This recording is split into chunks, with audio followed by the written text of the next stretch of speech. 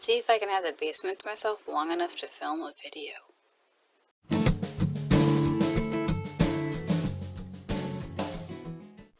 That's kind of part of what we're going to talk about today. Sharing. Well, more like family, and how when you live in a family, you gotta share.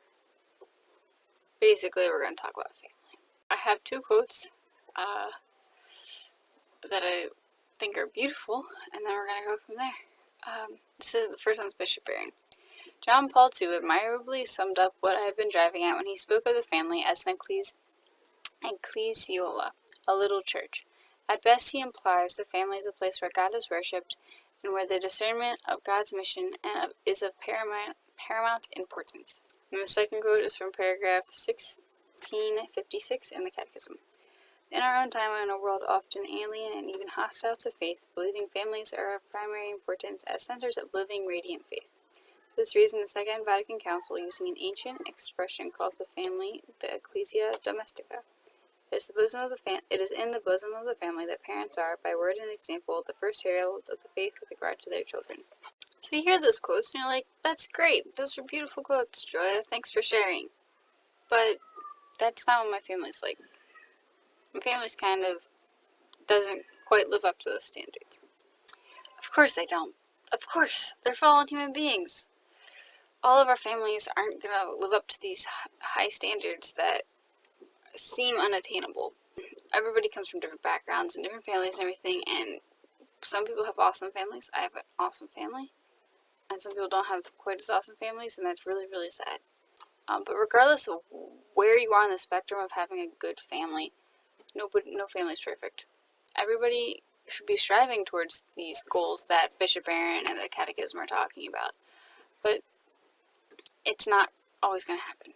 And we can come away with, no matter how awesome our parents are, we can come away with a lot of wounds and baggage from our parents not being perfect and our siblings not being perfect. There's the Feast of the Holy Family right after Christmas, and it was supposed to come out that week, but it didn't happen anyway.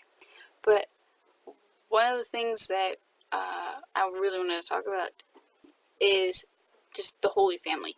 And this Advent, the past Advent, one of the things that I did was I prayed the rosary from the point of perspective of the Holy Family, or one of the members of the Holy Family. I would take whatever set of mysteries it was for the day, and then I would rotate through the mysteries and rotate through the people. So I started out, Joyful Mysteries, Jesus' perspective. Next day, whatever set of mysteries it was, Mary's.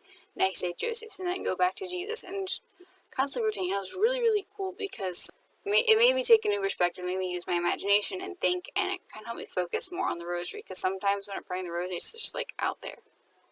It kind of put me in the mindset of living with the Holy Family, and how would the Holy Family see things, and how would the Holy Family look at things like this. And that's one thing I think would be really, really good for healing wounds and healing problems in family life. And just seeing, the Holy Family is obviously perfect because Jesus is God, Mary is immaculately conceived, Joseph was purified in the womb. These are all really perfect, the most perfect human beings on earth. One of them is also God. But just looking at them and not becoming discouraged by the fact that they're perfect, but instead realizing, okay, they can help me heal through this. Let the Holy Family bring you into their life. Look at the manger scene. Just look at the manger scene with them. Watch how their daily life might have been like, with, Joseph teaching Jesus how to do carpentry and Mary taking care of household chores, and just imagine how they interacted and how they spoke to each other. And also, like I said, look at the manger scene. Look, it was poor, it was messy. Life is messy. It's going to be messy. Life is hard.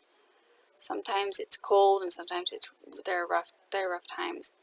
But just watch the manger scene with them and just think, wow, how Mary and Joseph thought. Let them teach you how to function as a family member.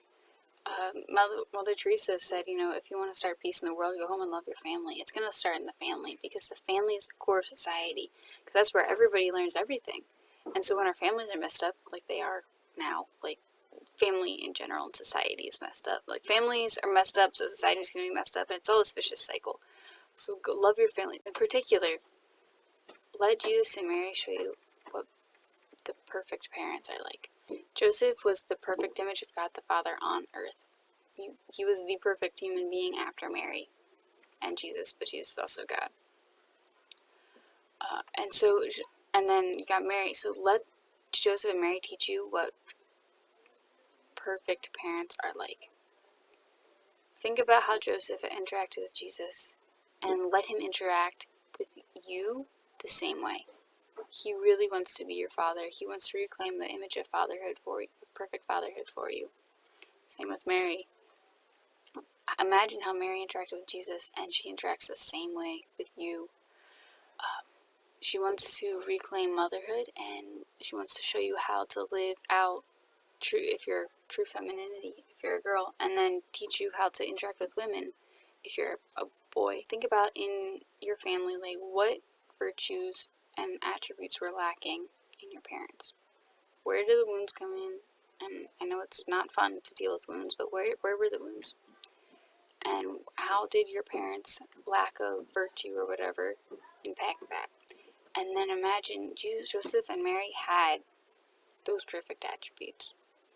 If your dad had a temper, Joseph's gentle. If your mother was constantly nagging you, Mary's patient. I mean, you can even do this with your siblings. If your siblings are totally annoying, that's just kind of a thing you gotta deal with. Not quite as much a wound, but if your siblings are constantly picking on you, Jesus is not like that. He's affirming. He's either that affirming older brother that you really need sometimes to just protect you, or he's that younger brother that's just always happy to see you in this joyful ball. Joyful ball. Sit with the Holy Family.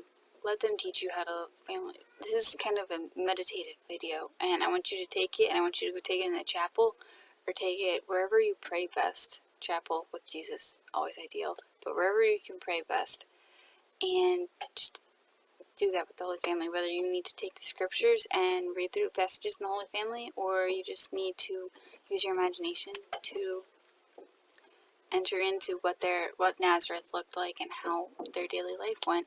Whatever you do, turn it into a prayer and walk with the Holy Family through any sort of healing that might need to happen. I read this book for Advent and really loved it. It's called Meet Your Spiritual Father. It's about St. Joseph. Really good book.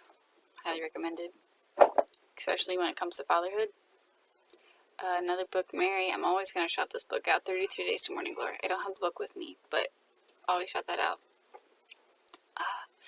If you want Mary, if you just need Mary as your mother, because it's in there. Anything written by Maximilian Kolbe, any quotes you can find about Our Lady by Maximilian Kolbe definitely also would help. And yeah, okay, that's what I got for you today. I hope this is helpful. So, with the Holy Family, get holy and have fun doing it.